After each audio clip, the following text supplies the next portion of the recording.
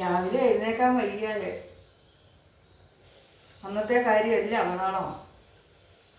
ഇന്നലെ ശക്തമായ മഴ, ഇന്നലെ മിനിഞ്ഞാന്ന് 4-ാം നാളിലല്ല, 3-4 ദിവസമായിട്ട് അതിശക്തമായ മഴയായിരുന്നല്ലോ. അപ്പം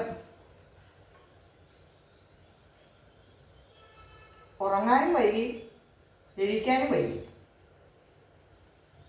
എല്ലാവരോടും വെളുപ്പിനെ എഴുന്നേക്കെന്നൊക്കെ ഗുണദോഷിക്കാൻ എളുപ്പമാണ്, മറ്റുള്ളവരെ ഗുണദോഷിക്കാൻ എളുപ്പമാണ്. അവരവരുടെ ജീവിതത്തിൽ അത് പ്രാക്ടിക്കലാക്കാനാണ് പാടല്ലേ.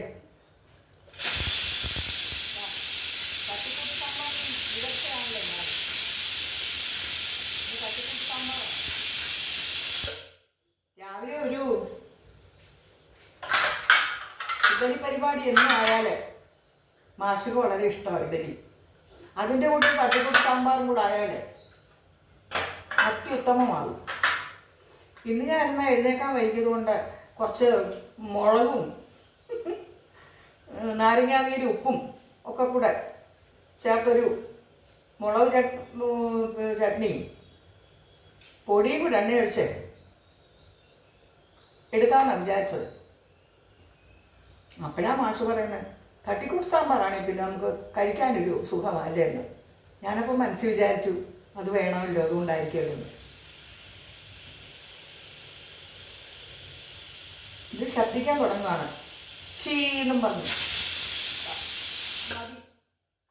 അപ്പോൾ ഞാനെന്ത് ചെയ്തു, പരിപ്പും ഉള്ളിയും സാമ്പാർ കഷ്ണങ്ങളെല്ലാം കൂടെ അതിലോട്ടങ്ങ് നിക്ഷേപിച്ചു. അതിനുശേഷം അതിലേക്ക്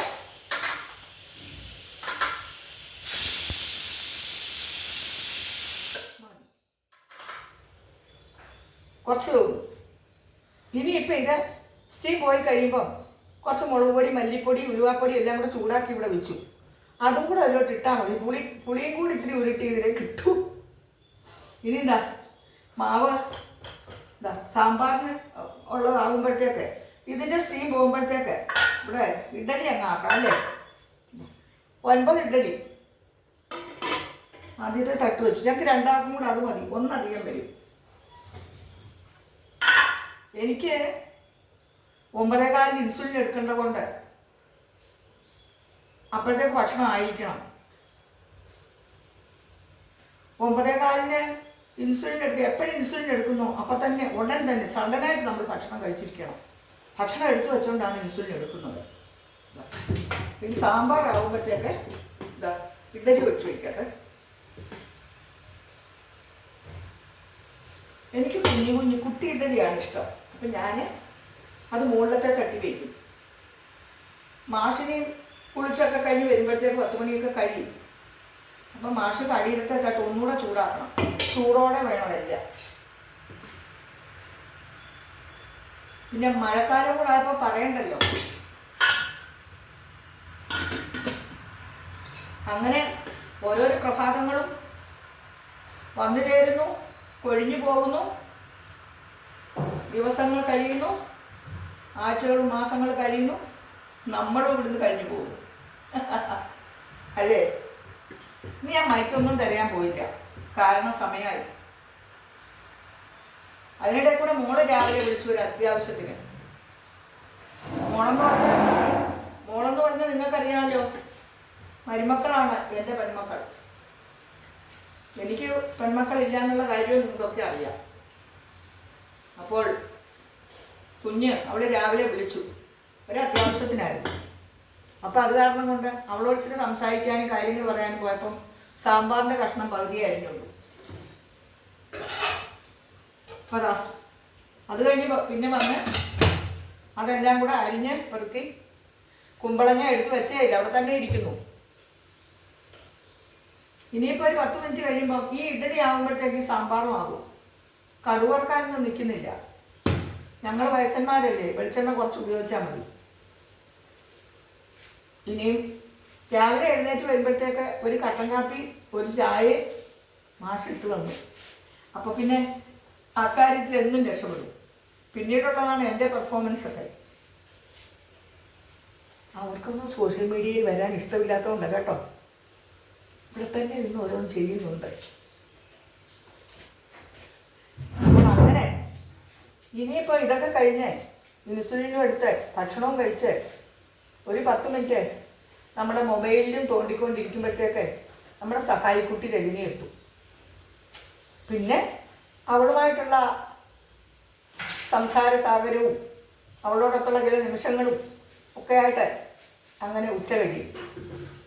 പിന്നെ കുറച്ച് നേരം ഇരുന്ന് ടി വിയൊക്കെ കണ്ട് 4 മണിക്ക് ചായയും അതിന് എന്തെങ്കിലും ഒരു സ്നാക്സ്, എനിക്ക് എന്തെങ്കിലും ഒരു കടി ആകുന്ന ദിവസങ്ങളാണ് ചെയ്യും. ഇല്ലെങ്കിൽ ബിസ്ക്കറ്റ് എന്തെങ്കിലും എടുത്ത് കഴിക്കും.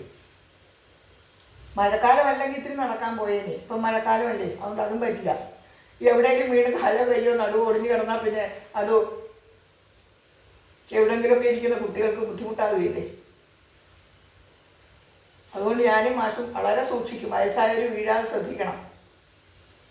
പിന്നെ അത് കഴിഞ്ഞ് പിന്നെ സന്ധ്യയ്ക്ക് വിളക്ക് വയ്ക്കുക, നാമം ചോദിക്കുക, ന്യൂസ് കാണുക, രാത്രിയിലത്തേക്ക് ഉള്ള ഭക്ഷണം. അത് എളുപ്പമാണല്ലോ, ചിക്കത്തെ കൂട്ടാനൊക്കെ ഉണ്ടാവും. പിന്നെ മാഷുക്ക് കഞ്ഞിയാണ് എന്നും. എനിക്ക് എന്തെങ്കിലും ഓട്സോ ഗോതമ്പ് പൊടിയോ എന്തെങ്കിലും കൊണ്ടൊരു തട്ടിക്കൂട്ടിന് ഞാൻ വിദഗ്ധയാണല്ലോ. നിങ്ങളെയൊക്കെ ഞാൻ മടിച്ചുകളാക്കുകയാണെന്ന് നിങ്ങളെയൊക്കെ ഭർത്താക്കന്മാർ പറയുന്നുണ്ടല്ലേ. എളുപ്പം വേണമെങ്കിലൊക്കെ അങ്ങനെ വേണ്ട. ഇന്നത്തെ ഈ യാന്ത്രിക യുഗം, സ്പീഡിൽ പൊയ്ക്കൊണ്ടിരിക്കുന്ന ദിവസങ്ങൾ, ജോലിക്കൊക്കെ പോകേണ്ട കുട്ടികൾക്ക്, ജോലിക്ക് വിടേണ്ട അമ്മമാർക്ക് ഒക്കെ രാവിലെ തിരക്കുകളല്ലേ. അപ്പോൾ അതിന് എളുപ്പമുള്ള കാര്യങ്ങളാണ് ഞാൻ പറയുന്നത്. എൻ്റെയൊക്കെ നാട്ടിൻപുറത്തെ നാടൻ ഭക്ഷണങ്ങളും. അങ്ങനെ കഞ്ഞി, എനിക്ക് ഗോതമ്പ് ദോശയോ ഓട്സ് പൊടിച്ചിട്ട് എന്തെങ്കിലും ഉപ്പുമാവോ ദോശയോ എന്തെങ്കിലും ഉണ്ടാക്കും. ഞാൻ രാത്രിയിൽ നിങ്ങളുടെ ഒക്കെ വീഡിയോകളൊക്കെ ഒന്ന് കാണും, അതിനൊക്കെ കമൻറ്റുകൾ ഇടും, ലൈക്കുകൾ ഇടും.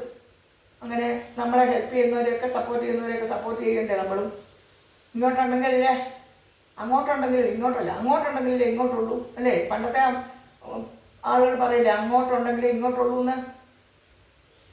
ഇങ്ങനെ കൊടുത്തെങ്കിലേ ഇങ്ങനെ കിട്ടുകയേ ഉള്ളൂ അല്ലേ. അപ്പോൾ അത് കാരണം അതൊക്കെ നോക്കും. അത് കഴിഞ്ഞ് കിടന്നുറങ്ങുമ്പോൾ രാവിലെ എഴുന്നേൽക്കുമ്പോഴും കിടന്നുറങ്ങുമ്പോഴും ഉറപ്പായിട്ടും നിർബന്ധമായിട്ടും നിങ്ങൾ നാമം ജപിക്കണം. നാമം ജപിക്കാൻ പൂജാ റൂമിൽ പോയി കുമ്പിട്ടിരിക്കൊന്നും വേണ്ട. നിങ്ങൾ ഇരിക്കുന്നിടത്ത് ഇരുന്നോ നടക്കുന്നിടത്ത് നടന്നോ ഒക്കെ നാമം ജപിക്കാം. നാമത്തിന് ഈശ്വരൻ അരൂപിയാണ്. ഇന്നിടത്ത് ഇരിക്കുന്നൊന്നുമില്ല, എല്ലായിടവും ഉണ്ട്. പക്ഷെ ആ പ്രപഞ്ച ശക്തിയെ നമ്മളൊന്ന് അനുസരിച്ചേ മതിയാവൂ. ഈശ്വരഭക്തി ഉള്ളവർ വേറെ ഒരു മോശമായ കാര്യങ്ങളിലേക്ക് പോകാനുള്ള ധൈര്യം ഉണ്ടാവില്ല. വേറെ ആരെയും പേടിക്കാത്തവന് ഈശ്വര വിശ്വാസം ഇല്ല എന്ന് പറയുന്നവരാണ് ഏറ്റവും കൂടുതൽ ഈശ്വരനെ ഉള്ളിൽ വിശ്വസിച്ച് കൊണ്ടു നടക്കുന്നത്. അതുകൊണ്ട് ഇന്നത്തെ കാര്യങ്ങളൊക്കെ ഇത്രയൊക്കെയാണ് രാവിലത്തെ.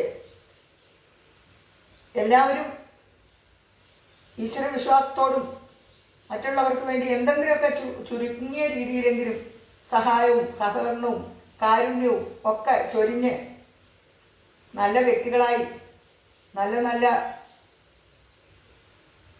ദിനചര്യ എനിക്ക് സന്തോഷമില്ല, എനിക്ക് മനസ്സിന് വിഷമമാണ്, എനിക്ക് സങ്കടമാണ്, ഇതൊക്കെ പറഞ്ഞുകൊണ്ടിരുന്നിട്ട് ആരും കൊണ്ടു തരില്ല. സന്തോഷവും സങ്കടവും ഒക്കെ നമ്മൾ തന്നെയാണ് ഉണ്ടാക്കുന്നത് അല്ലേ.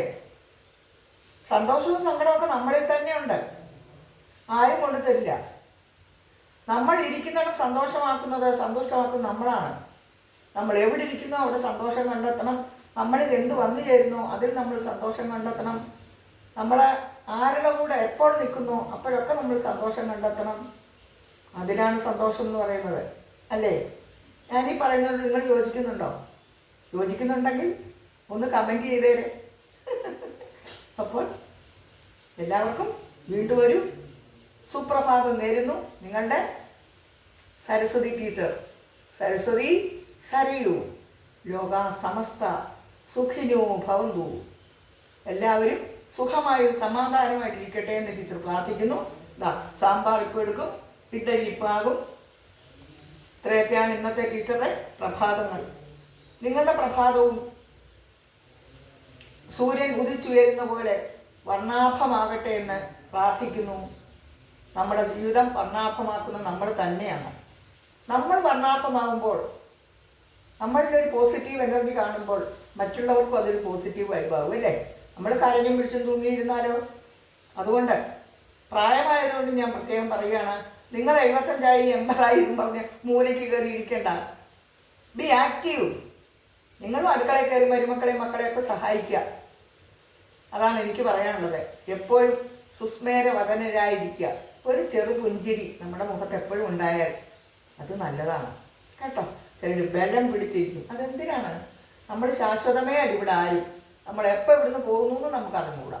അപ്പോൾ അതുകൊണ്ട് നമുക്ക് എല്ലാവർക്കും നിറഞ്ഞ ചിരിയോടുകൂടി മറ്റുള്ളവരെയും ചിരിപ്പിച്ചുകൊണ്ടിരിക്കുക അല്ലേ. ബായ്.